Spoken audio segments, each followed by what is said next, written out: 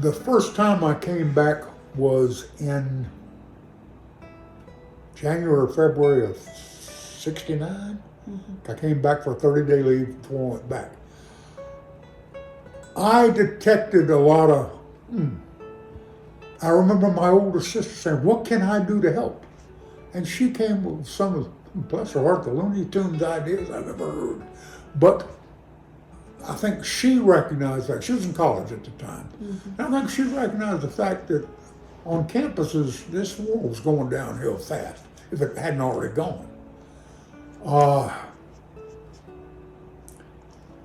I didn't see anything overt at the airports, but I do know that when I'd go places, when I was home on leave, you could tell GIs. The GI haircut stood out like a sore thumb, and they knew who we were.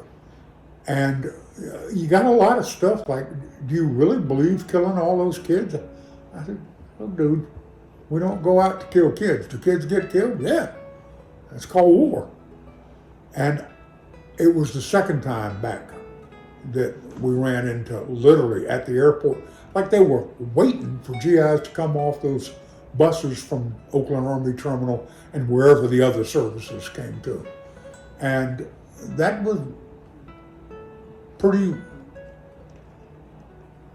horrible. I know a lot of guys by that time would show up at the airport, go to the men's room, take the uniforms off and put on whatever civilian clothes they had. The crowd still knew you. You had that short haircut. You probably were walking around in GI shoes because you didn't have any shoes of your own. And it was tough. And that's why I said when I finally got over that, I think, years later. The only exception to that was in April 1975. I was commissioned at the time. I was at Fort Polk, Louisiana, and that's when Saigon fell. And in the housing area I was in, most of us had been to Vietnam.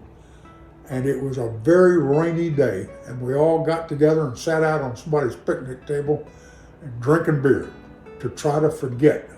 Are you kidding me? They surrendered?